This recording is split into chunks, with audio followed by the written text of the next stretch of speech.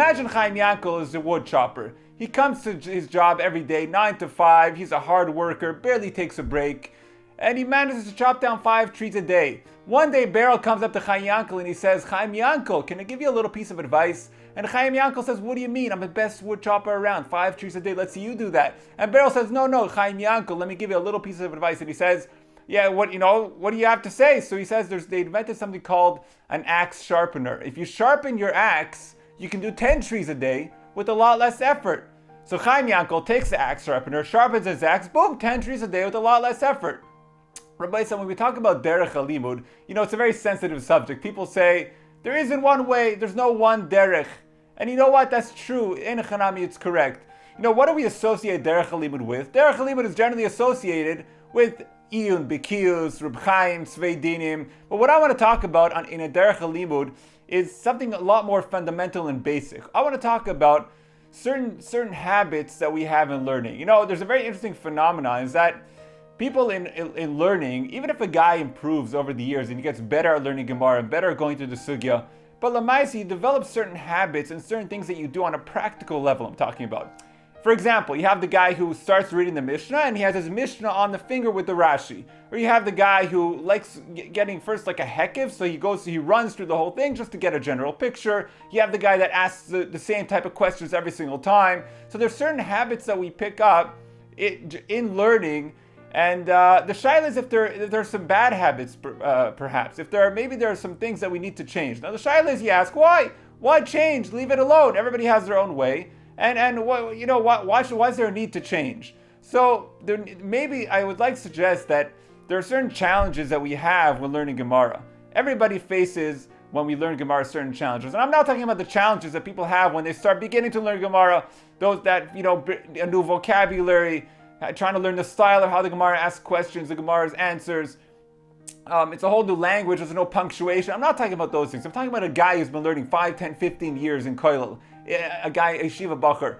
Challenges that he has. Now there are a few, but there's basically, I would like to boil it down. There are 2 big ones. Number 1 is Tam Belimud, enjoying learning. And number 2 is remembering our learning. So Tam Belimud. The Meshkichim always, I remember in Yeshiva, the Meshkichim always used to say there's nothing more geschmack than a shtickle toisvis. And the Sfar write about it, there's nothing more zis. Lamaisa, and is it true, Rabbi Isai? Are we kidding ourselves? So some of us really might feel like that, but a lot of us don't. We don't feel that. There's a geschmack in learning. I gave a guy a ride once. A guy a hitch, an avrich on the way to Koilel. This guy learns all day. So I say to him, you know what? Tell me, be honest with me. What's more geschmack? An iced coffee from Kofix or a black Gemara? You know what he says to me? He says, I never had an iced coffee in my life. I said, whoa, I'm messing with the wrong guy here. But then no, he turns to me and says, you don't understand. There's something called Hanoah Ruchnis and something called Hanoah Gashmis. Hanoah Ruchnis, that the neshama feels. We don't feel that. Hanoah Gashmis is the iced coffee, but Hanoah Ruchnis, the neshama feels. We don't feel that.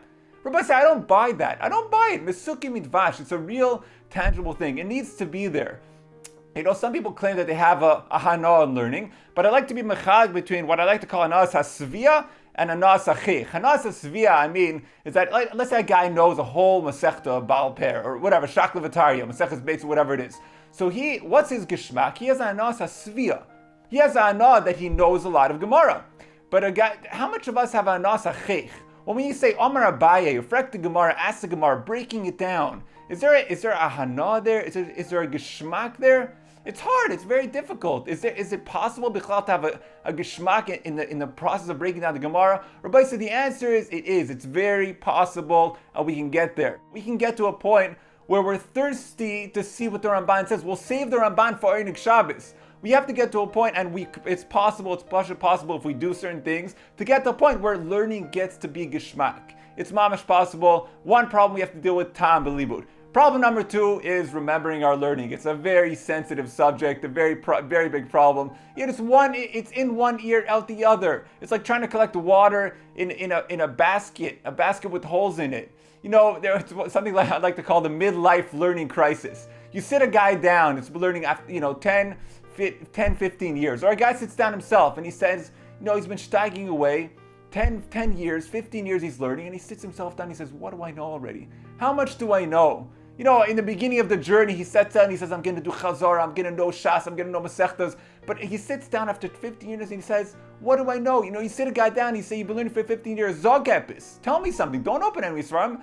Start talking. Tell me Torah. How much do we know? It's such a imam is kill. It can break you. It can break you. So some guys go through this midlife crisis and they crash and they crack down and they leave learning. Other guys continue on learning and you keep plugging away. You keep trying to steig away because you know there's a Nefesh Chaim Shar Dalid. We're menachem ourselves that we're doing the greatest thing in the world, but we're not remembering things. It's so difficult. So what do? We blame it on Chazara. We say, oh, we don't learn enough. We don't Chazar enough. We don't do enough Chazara. But Rabbi say it's more basic than that. We have to learn how to learn properly. Just because we have to understand how the memory works. It's a big yesod. Just because I learned something, it doesn't mean I'm going to remember it. We have to learn something, and just because I understand it, it doesn't mean I'll remember it. You can have, you learn something morning Seder, and you go to sleep at night, and you're foggy, you don't remember what you learned. So just because I have a havana in something, it doesn't mean I'll remember it. We have to learn how to memorize things. If you want to remember, you need to memorize. So we'll tap into how the memory works, and there's big yesodis over here. You'll be able to memorize Taryag mitzvahs cold. In 2-3 months, you can know Taryag mitzvahs cold. You can chazar it. You can memorize Gemaras, Mamish. So we have to tap into this koyach of the memory and how it works. And we're going to get into that, Be'ez Hashem. So again, we've talked about Tam Belimud. We talked about remembering. Now the shayla is how do we do that? How do we get there? So we need to break our bad habits. We pick up these habits in learning, and we pick up on a practical level. We need to break these bad habits. It might be sharpening the axe. It might be instead of hitting the tree with the back of the axe, some people are hitting the tree with the back of the axe. Instead of hitting the tree with the back of the axe, we're going to turn the axe around. Some people are trying to cut down a tree with a kitchen knife.